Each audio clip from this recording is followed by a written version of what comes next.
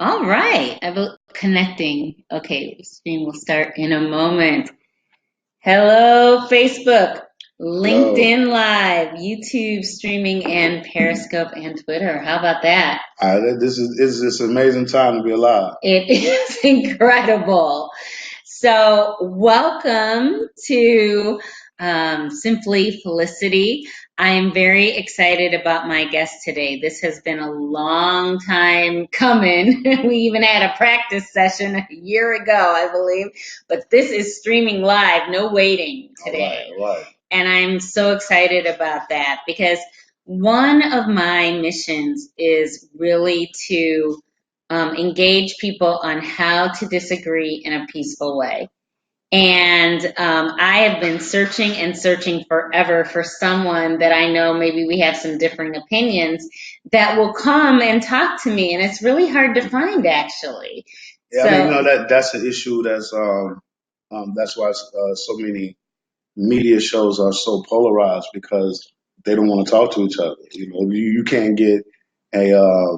It's very hard for Bill Maher to get a really stringent white conservative to come on his show right. because they feel that they're going to be attacked, and also you have people who draw very heavily to the left seem to shun Fox News.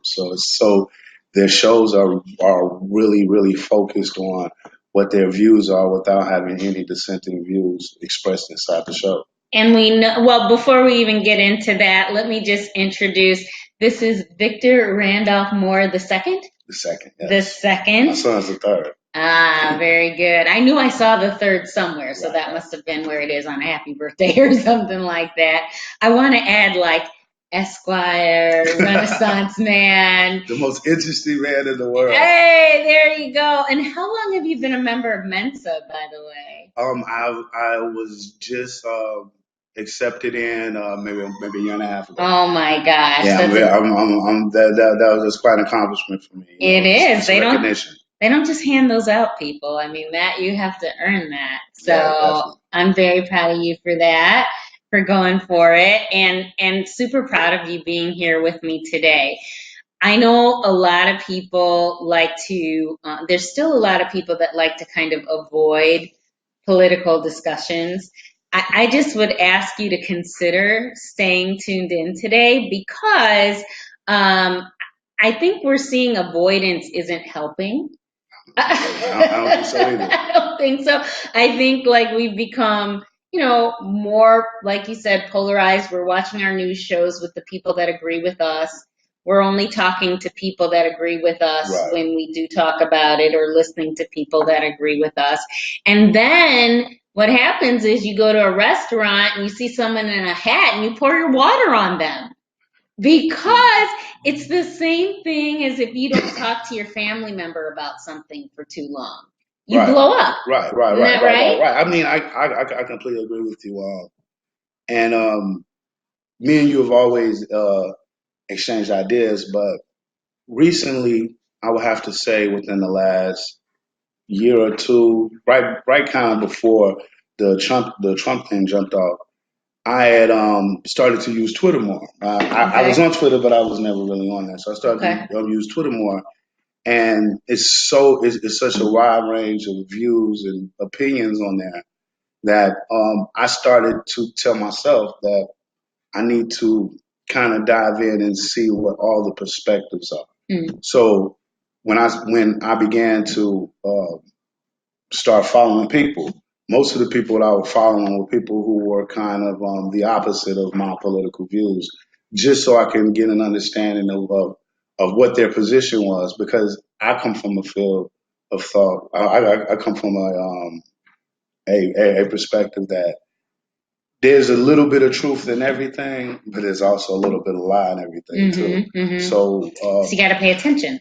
And I want to be able to be informed and educated through the things that I say. I don't want to just espouse opinions all the time and based upon what somebody else told you, or based upon something that you saw in some type of propaganda, things like that. And I'm just continuing that on. And I know that I'm getting long-winded a little bit, but one of the things that I found, I started to develop a better understanding of what conservatism was.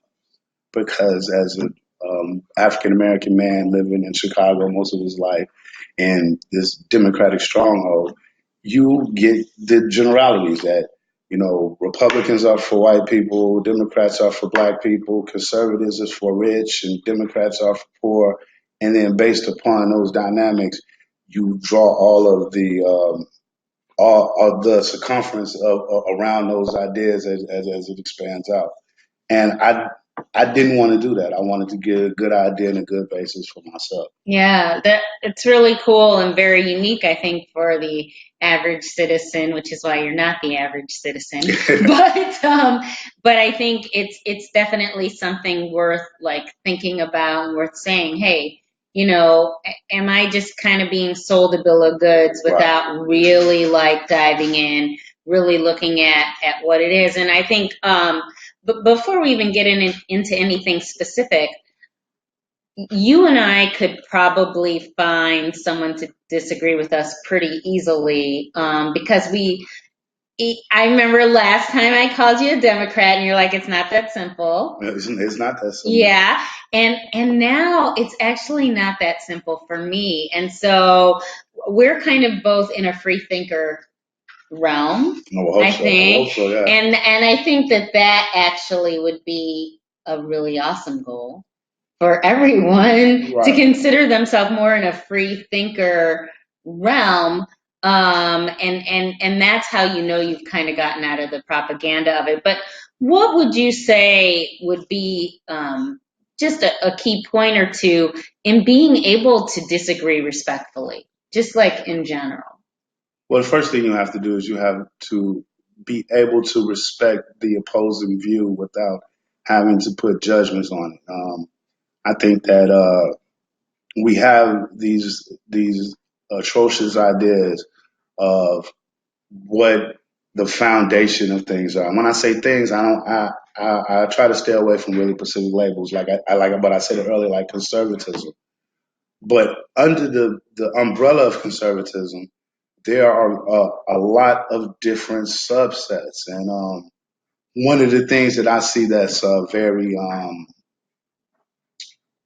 it's it's unfair, and it's a show of misunderstanding, is the abuse that black conservatives take.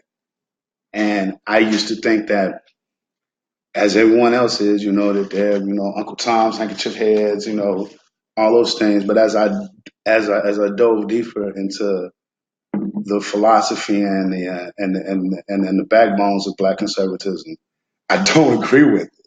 That's what I don't agree with it. But I have an understanding of what their point of view is. So when I have a discussion with a black conservative, I can touch on those on the tenets of their beliefs and why I disagree with it without calling them names and labeling them something as a whole.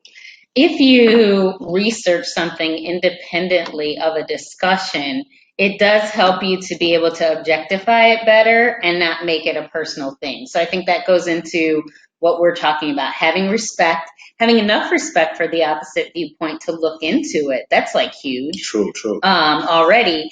So you can just say you respect because you feel like you're a respectful person. That doesn't mean that you actually are respecting it. Let me give you an example. Let me give you an example of something that I thought was very constructive. A while back, through some Twitter exchanges, I had a kind of back and forth with Candace Owens. Nice. And one of the things that, and she was espousing some view about the illegitimacy of something else or another.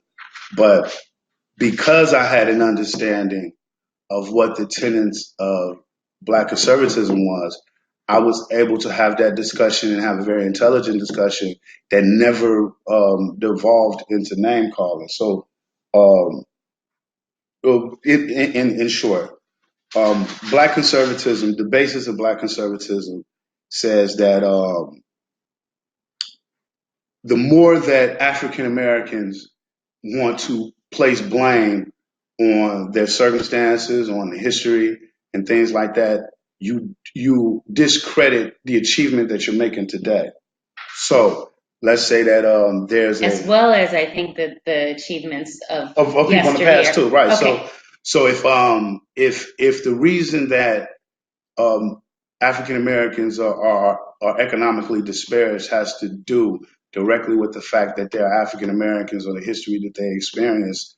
Those African Americans who have achieved some level of financial freedom or economic advancement, their their achievements are viewed through a cloudy lens because it says that you're the anomaly, you're um, all the African American community is demanding these type of breaks and understanding and viewpoints that this is fair and this is unfair. So whatever you got is kind of illegitimate.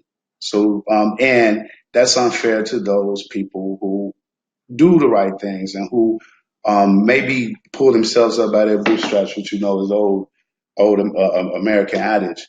Um, and to a point, I can understand what they're saying with that. But there's also another tenet in Black conservatism that I vehemently disagree with, and that is the concept of the colorblind society. And when I have heard a lot of them talk to a lot of Black conservatives, they say that you have to walk through life with the view that there is a colorblind society because as soon as you start to say that um, this is happening because of this, or this is happening because of this. These prejudices is preventing me from doing this, from achieving this. Is that you put a lock and a glass on your advancement, and anything that you do beyond that is not ever going to be viewed as something that you've done individually. Like Tiger Woods saying is that I'm just a person. I'm not African American. Is not him denouncing being an African American is that I'm not the greatest African American golfer. I'm the greatest golfer Yeah. and things like that. So, but the colorblind society aspect I vehemently disagree with is that as much as it's idealism on steroids because it's not a colorblind society. We don't live in a colorblind society. So when you put that as this is going to be my mindset, I'm going to make this decision. This is how I'm going to see the world then you're walking a path of an idealist. And as much as you don't want it to be that, you want it to be a colorblind society, as much as you want to say that I'm viewed on the merits of what I am and what I do, that's not true. So you have to deal from the aspect of reality. And that was my back and forth with her is that I understand what the utopia of things would be, but that's not where we live. And so that I've always disagreed with the idea of being colorblind as well, because, well, for a number of reasons, but I just adopted the term being color appreciative because I think that that's why we were created with so many dimensions to who we are. And I think, in that way, you're able to really just look at a person for who a person is and what the person is doing. Now, I just think it's kind of hilarious. We were able to be on time for our live today, but we almost weren't because of some, it might be hard not to call that racial profiling what you went through driving out here to come see me today. Well, on my way out to do the show, I was stopped by the police. I think the funniest aspect I mean, I guess it's not funny, but the I think the most pointed and and the point that make you think that made me go is my reaction to you. What I said, the Yeah, message I sent you. definitely. I said, well, I told you I got stopped at. I said, I'm only 10 minutes away. I said when they finish that, I'll be there. And then I said, the police are doing what the police do. Mm-hmm. And I don't know. I've told you this story before. So I have a friend named Eddie Lamar, and he said something to me when I was a teenager that I always felt. I was like, man, he has the greatest life. But look, I've told you this story before. You remember when I told you? It's like we were riding down the street. It was on the south side of Chicago. We were riding down the street. and we saw the police. And so I was like, hey, is my seatbelt on, everything like that? And he said, at the time, the Bone Thugs and the Bone Thugs and Harmony song "For the Love of Money" has a part in there with Eazy-E where he said, "The popos don't see me," and that's what he said. He said, "The popos don't see me," and I looked at him like, "What is he talking about?" He said, "I'm not doing anything wrong. You know, I got insurance. I got my seatbelt on. I'm Right. driving the speed limit. Right.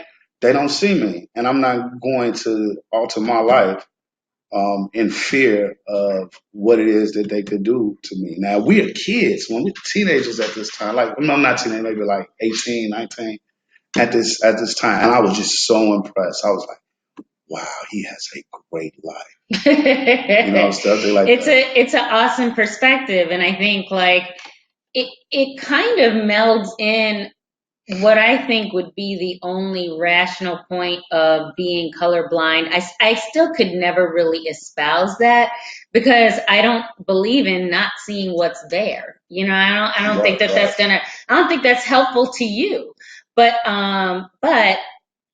we do often get what we expect. And so sometimes I feel like I want to say to society things I say to individuals as a life coach, which is that if you're expecting a confrontation, if you're expecting something bad to happen, often that's what's going to happen. Now, you were so calm. I was embarrassed when you came to the door that had happened, but you were calm because of that viewpoint that had been given to you. They might have saw you to the point of stopping you, but they're not going to see you to the point of detaining you because there's nothing to detain you for. Right. So there's no fear that rose up in you because of that. You know what I'm saying? And I do think that can't. Now that's an outcome that we cannot measure. We cannot measure what people's fear levels are when a cop comes to the door. But see but that's how I feel in terms of my person. But when you the key word that you just said, fear, I have a tremendous amount of fear about my son, and uh, I attempt to teach him exactly how to act in those situations because I mean, in the reality of I'm a 45-year-old African American man with property and things that I want to be protected. You know, I teach a history class, and one of the first things that I teach them, especially with the Laquan McDonald situation that went on, was what is the role of police in society? What is the role? What are they really supposed to do? And all of them say, like at first, well, they're supposed to protect and serve. I said, protect and serve who? And I just, you know, that's written on the side of the car. I said, the truth of the matter is the role of the police through history is to protect private property.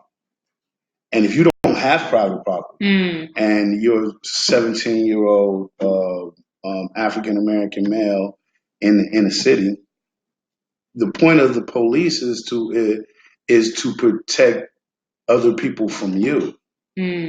And you know that's an aspect that just comes into the profession. I believe I don't want to espouse that as being a fact, but from my aspect, I think that's where the clash comes from, especially in the African American community, because the police are not there to protect you because that's not, or through history that has not been their role. And that aspect, and when I tell my history classes, has nothing to do with race.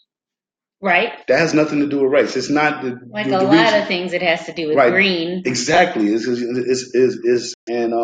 And I try to teach my classes in an aspect where you ask constructivist questions, I ask constructivist questions, but I hate to tell them this is exactly what it is. I want them to see if I give them pieces of fact, and I want them to see property, then what? Why does my life matter? I don't think to put it to yourself in any way to condemn, but I think it's not about to be an internal thing, you know, that comes out of you. But your perspective, you know what I mean? Like, weight is something because you have internal value. I think that that's a powerful understanding to give, and could potentially put them in the position that that guy gave you years ago. I mean, They might have brought up. I mean, like I said, they might not have thought. Also, 20 years ago, it was astounding. Piggyback off of the issue of Black Lives Matter, cross with Blue Lives Matter or All Lives Matter. I think that this, and if you go to Aldi, I love Aldi, I love Ruby and Jewel or and Brand. Now you'll get the taste on. People are going to recognize that the good chips going to be gone fast. They're going to. I don't believe that society views black as valuable as anyone else's life, other races. I don't think it's a shot to say, well, Black Lives Matter, and that's a shot to white people. I think it's like you said, it's brutality, because that's just one egregious. I think the overall message from the literature that I've read and the people I've heard, I believe that it's a movement to tell and help African Americans value their lives more. Direction, even to see if reading rates in schools went up, graduation rates went up, rates or economic statistics. They're so males, and every year they have all of their students, all of them, and everybody uses them as the template. They started to, when they said, it is amazing that you guys graduate in class when you purge 75%. So you have that 75% that you purge, you have that 75% to go to college. 70% the age-old game is, let me skew that so that I can get these particular results, no matter what the real story is. Yeah, and I mean, but what you just talk about history and really serve these people. Mm-hmm. You have to talk about like what I have, to me, how interested I've been in the Democratic candidate Andrew Yang. That's kind of what he's in, which is that the biggest tech companies now, it's cray-cray, right? What's going on? It's to every Alaskan based on the growth of oil, to do the math and see for him. And I was going to just kind of tell you, the once yesterday was our guns, then what are you going to come in and do now that you've disarmed us? And I think that that's a valid argument. His argument is to not completely pay for, but to give incentives for people that person. So if you have somebody coming into your home, the likelihood of you hurting them over your personalized guns to people might be wrong. I just think don't trust career politics. I have to answer to you, and I have to fulfill my promise to you. In it. But the thing, I feel like I'm going against God when I lean very, but the way that you just formulated your position, it gives me pause, because faith is such a very personal thing, and I'm a spiritual person, and I God. So that's always been my. I believe that religion is an arrogance to me. It's like, this is my understanding of it, and you believe what my understanding. When I say pragmatic, I have a son and a daughter. I love my kids. I love my kids' trait that he's experiencing. My focus with my daughter is what love looks like, and then all of the decisions that she makes, all of the life choices that she makes, she can make it based on be a little girl. I can't tell my daughter how to be a young lady. I can't tell my daughter how to be a woman. Not because I don't know what a young lady or a little girl concept. So it's my concept of what I think it is. But I can definitely tell my son how to be a man, because I am a man. Mm-hmm. But so I know. So the same thing with the abortion issue is that there are a huge contingent making policy about something that they'll never experience. And I just it just seems it seems ludicrous to me. So I'm not saying that the decisions that they have come up with are just ridiculous. I just think that those decisions, if those is like someone like you who has a decision, the point you made in Victor, I don't think you know you wouldn't say for any needs to be, right? And so it kind of becomes that identity politics breaks down for me is that when we talk about, well, I've never been shot at, so I can't make a policy about schools and guns. I need to have teenagers that have been shot at in there. I highly heavy on logic, but I think that comes back to the central. That gives me pause when you base it on faith and how I present it, how I deal with my own children, things like that. But then without saying that it's very weighted on identity politics, which is part of the country right now, and I can see that. I didn't at one time believe the aspect of identity. I'm starting to see it, and I'm starting to see the dread that flows around. I had to go ahead and Google statistics on police brutality, and I know statistics can be skewed and everything that is something to look at. It is a cultural shift, and whereas I was going to talk a little bit, but we're kind of winding down here, as he said, but honestly, I don't know. People would listen to me more if I said that, because what I would mean is I just can't stand complaining. Like, and there's some issues where people aren't contributing and they're just like kind of, but then I thought about the fact that, intent and impact are not always the same.